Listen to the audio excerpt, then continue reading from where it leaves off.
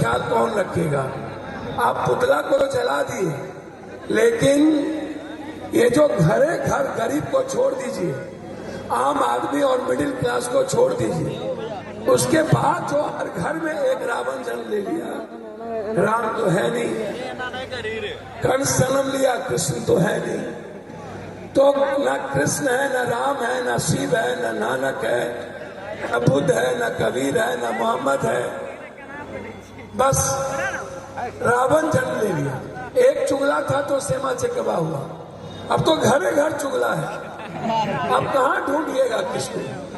तो सबसे पहले मैं आग्रह करूंगा कि इस देश के हालात को देखते हुए ये जो दो पैर वाले रावण की मनोवृत्ति, ये जो प्रवृत्ति नकारात्मक है, ये गरीब के लिए, आम आदमी के लिए जो अवसर नहीं ढूंढते हैं। आप मंदिर जाते हैं, आप आए माँ दुर्गा की पूजा करने, माँ दुर्गा का कैरेक्टर क्या है, वो क्या चाहते हैं? शिव क्या चाहते हैं? कृष्ण क्या चाहते हैं? नानक क्या चाहते हैं? बुद्ध क्या चाहते हैं?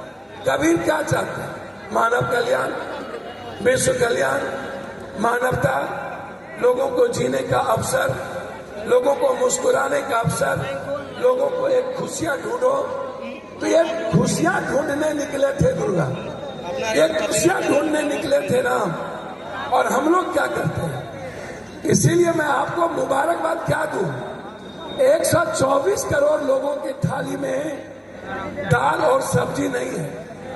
मैं जिस गांव गया बार में, कहीं भी रोटी नहीं थी, कहीं भी जनरेटर नहीं थी। मैं डूबते डूबते कुशेश्वर में बचा, रात के लगभग 12-11 बज रहे थे। 2 नदी थी, एक बलान था, एक कोसी थी, कहीं दूर दूर तक रात में कोई जनरेटर नहीं, खाना नहीं, पानी नहीं। कभी आप महसूस कीजिए उसकी जिंदगी को। मेरा आग्रह है आपसे, आप एक उम्मीद तो बनिए। जिस दिन आप किसी पड़ोसी की उम्मीद बन गए, समझिए कि आप दुनिया में सबसे सर्वोच्च, आपसे बड़ा भगवान। सच्चाई आप जानिए, आप हैं तो भगवान का अस्तित्व है, आप नहीं है तो भगवान का अस्तित्व नहीं हो सकता। कौन महसूस करेगा? नेचर को डिस्ट्रॉय कौन करता है? हम बार बार कहते हैं, ये जो जागरण है, किसका जागरण? कौन किसका? भगवान का या पप्पू यादव के भीतर का जागरण? बुद्ध ने कहा था खुद का जागरण, अपो दीपो भवा।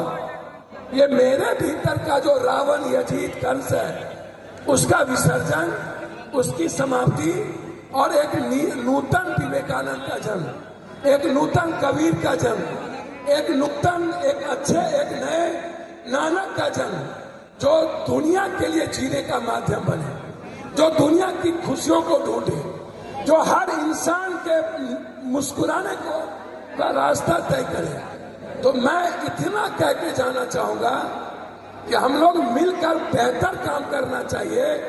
सीमांचल, कोसी, प्रतापगंज, सुपौल की जो गरीबी है, जो हालात है, जो परिस्थितियां हैं, जो पलायन है, जो किसान के हालात हैं, जो हमारे युवाओं के हालात हैं, जो जेब में इकोनॉमी नहीं होती है, अर्थ नहीं है, आप क्या करेंगे इसकी कोई सीमा नहीं है, मतलब नहीं है। बाजार कहाँ से चलेगा? आपके जेब में माँ के लिए 400 रुपये, 2,000 का साड़ी खरीदने के लिए पैसा है कि नहीं? आप अपनी बहन के लिए 1,000 का फ्रॉक खरीद सकते हैं कि नहीं? अपने लिए 2,000 का जूता पहन सकते हैं कि नहीं? इस पर कोई थिंकिंग नहीं है किसी की, कोई चिंता नहीं है। गरीबी पर कोई चिंता नहीं है, आम आदमी के जस्टिस पर कोई चिंता नहीं है। बाहर ये तो पश्चिमी तटबंध नहीं टूटता तो प्रतापगंज फिर गुस्सा हो जाता, नहीं बचते कोई। वो तो ईश्वर की देन थी, किसी और लोगों की देन नहीं थी। इसीलिए मैं आप सबको कह के जा रहा हूं, भैया आप ही बचा सकते हैं आने वाले समय में अपने आने वाले बच्चों को। आप अपने बच्चों के भविष्य, आप अपनी उम्मीद बस अपने लिए जी लीजिए, अपना माध्यम बनिए। मैं आपको वचन देता हूं, मैं जिंदा जब तक रहूंगा, कोसी सीमांचल कौन पूछे, इस देश के हर जरूरतमंद और गरीब के आंसू पोंछता रहूंगा। मुझे कोई मतलब नहीं। मैं चाहता हूं आम आदमी की जिंदगी बदले। मैं चाहता हूं आने वाले पीढ़ी युवाओं की जिंदगी बदले। इसीलिए ईश्वर ने एक ही बात कहा है कि तुम कुछ मत करो, तुम सिर्फ प्रेम करो, तुम सिर्फ इंसान से प्रेम करो, तुम जाति को मत ढूंढो, तुम खुशियां को ढूंढो, तुम धर्म और मजहब को ना ढूंढो, तुम हिंदू मुसलमान को ना ढूंढो। एक जीने की दिया जलाओ, एक मुस्कुराने का अवसर दो, एक दूसरों के विचारों को अधिकार दो। बस सामने में माँ दुर्गा की मूर्ति है और यहाँ मंदिर है। मैं आपको सिर्फ इसी बात की बधाई देके जा रहा हूँ कि आपके जीवन में किसी भी प्रकार का संकट ना हो, आपके जीवन में किसी प्रकार का दुख ना हो, आपके जीवन में किसी प्रकार की पीड़ा ना हो, आपका जीवन किसी भी अभाव में ना जिए, आपके जीवन में किसी प्रकार का डर ना हो और आप कभी भी विचलित ना हो। मुझे या तो आप पिता मान लें, या तो एक अच्छा मित्र मान लें, या तो आप एक अच्छा भाई मान लें। मैं हूं तो आपका खून, मैं अलग, कोई खून अलग नहीं है। दुनिया में यदि शिव परिवार है, यदि कोई क्रिएटर था, डेस्टिनी थी, तो खून अलग नहीं है। एक ही घर में विचारधारा दो हो सकती है, खून एक ही होगा। एक ही घर में रास्ते अलग होंगे, पटना जाने के रास्ते या तो मुजफ्फरपुर, या तो खगड़िया, या तो भागलपुर, जाना पटना ही है, लक्ष्य एक ही है, लेकिन खून एक ही है, खून अलग नहीं है। मैं आपको सिर्फ खून के ही रूप में नहीं देखता हूँ, खून से बढ़कर विचारों के रूप में देखना चाहूंगा।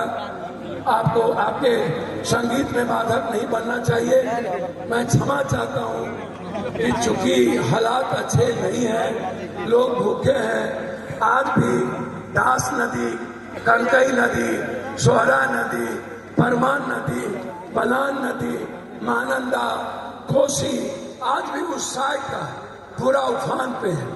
घर में इतने पानी है, लोगों के गाय भैंस नहीं बचे, लोगों का घर नहीं बचा, लोगों की फसलें नहीं बची। अब जो धान काटेंगे उसके लिए पैसे नहीं है। इसीलिए परिस्थितियों से लड़ना पड़ रहा है। मैं विलंब से आया हूं, क्षमा चाहूंगा, आप आनंद लीजिए। अंत में एक बात कह के जा रहा हूं, अपना अहंकार को विसर्जन कर दीजिए, एक अच्छा इंसान बनिए, पड़ोसियों को आपसे उम्मीद जगे, एक किसी इंसान की मदद कीजिए। भगवान मंदिर में नहीं मिलेंगे। यदि भगवान को ढूंढना है तो अर्जुन की तरह, सुदामा की तरह, मीरा की तरह, सबरी की तरह, हनुमान की तरह, अशोक की तरह, हजरत की तरह आपको समर्पण करना पड़ेगा।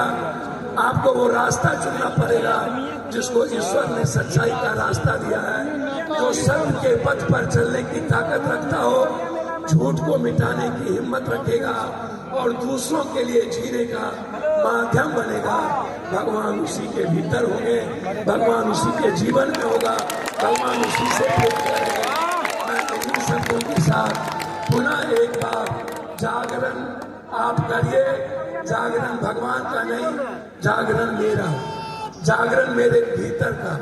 जागरण का मतलब ही है एक इंसान के भीतर का जागरण और उससे एक अच्छे इंसान का जन्म। जागरण का मतलब यही है कि हम भगवान और भक्त के बीच को की दूरियां को कम नजदीक करें और अपने भीतर के जागरण से। और रावण का पुतला मत जलाइए। और रावण के पुतला को जला कौन रहा है? तीर मार कौन रहा है? कोई ना कोई रावण या मेघनाथ है, वो कोई और नहीं है। इसलिए पुतला को जलाने से कुछ नहीं होगा।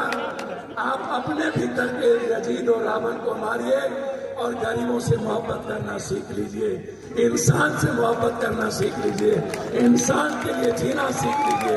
यही सबके साथ बहुत बहुत मुबारकबाद। पुनः एक बार मैं इंजीनियर साहब का, मैं अपने दादू का, मैं अपने जनप्रतिनिधि का, जो हमसे ज्यादा बड़े हैं, मैं उनका सम्मान हमेशा करता हूँ। जनप्रतिनिधि छोटा हो या बड़ा, कर्मों से लोग विचारों से बड़े होते हैं। वो किसी पद से नहीं, दुनिया जिसको सम्मान करे, दुनिया जिससे प्यार करे और दुनिया जिसके देखकर मुस्कुराने लगे, वही जनप्रतिनिधि होता है। मैं यहाँ मंच पे सभी प्रमुख, पूर्व प्रमुख, मुखिया जी, सरपंच, जिला पार्षद और प्रतापगंज के सभी सम्मानित जनप्रतिनिधियों का अभिवादन, अभिनंदन करता हूँ और अपने माँ को हृदय की गहराइयों से मैं पैर छू के प्रणाम करता हूँ।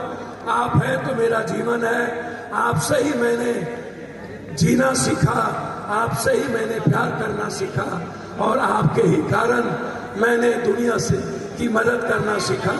जहाँ सारी उम्मीदें बंद हो जाए वहाँ एक उम्मीद जगती है, उसी का नाम है पप्पू, दूसरा कोई और नहीं। सारे रास्ते बंद हो जाए, सारा रास्ता जब लगे कि अब कोई रास्ता नहीं है तो वहीं से एक रास्ता शुरू होता है पप्पू का। आप चल दीजिएगा, पप्पू के घर पहुंच जाइएगा, कहीं जाने की जरूरत नहीं।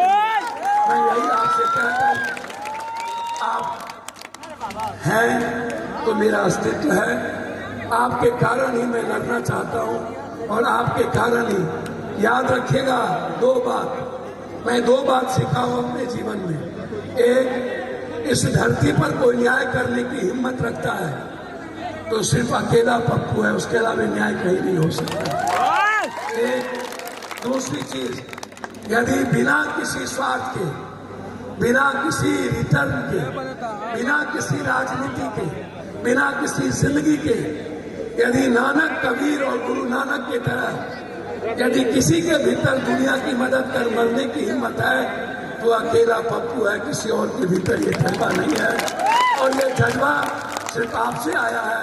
आप जहां भी रहिए सिर्फ यही कहिएगा कि पप्पू को इंसान बनाए रखना और पप्पू का जो कुछ हो वो मदद के लिए खड़े रहे। यही भगवान से आप प्रे कीजिएगा। मुझे कुछ नहीं चाहिए, ना आपसे कुछ चाहिए, ना भगवान से, बस मैं एक इंसान रहूं, यही मेरे लिए काफी है। भगवान मुझे इतना देना कि इस दुनिया के किसी गरीब की आंख में आंसू न आने दो। बहुत बहुत धन्यवाद, शुक्रिया। अब जो है हमारे मिथिला की परंपरा को निभाते हुए हमारे माननीय सांसद श्री पप्पू यादव जी का जो भव्य स्वागत हमारे माननीय इंजीनियर श्री अमरेश आनंद जी सॉल ओढ़ाई करेंगे। इसलिए अमरेश आनंद जी से निवेदन है कि माननीय सांसद श्री पप्पू यादव जी को सॉल अर्पित करके, और साथ में हमारे प्रखंड के, हमारे पंचायत के माननीय मुखिया श्री अनिल प्रसाद यादव जी, और इसके बाद जो हमारे माननीय मुखिया श्री अनिल प्रसाद यादव जी और पप्पू यादव जी और अमरेश यादव जी तीनों मिलके यह रिबन काटेंगे और इस कार्यक्रम का उद्घाटन करेंगे। आपके सामने वर्तमान में उपस्थित और वर्तमान पंचायत, वर्तमान जिला परिषद श्री धीरेन्द्र प्रसाद यादव जी भी यहाँ पे मौजूद है, उपस्थित है।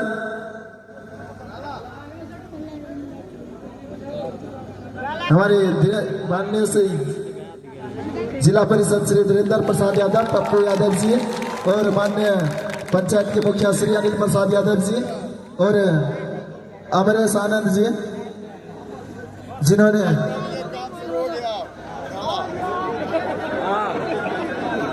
इस केबिन को खाली करवाई। हमारे सांसद साहब इस केबिन की ओर बढ़ेंगे और यहाँ पे हमारे सांसद साहब विराजमान होंगे। इसीलिए कार्यकर्ता बंधु एवं हमारे प्रशासन से निवेदन है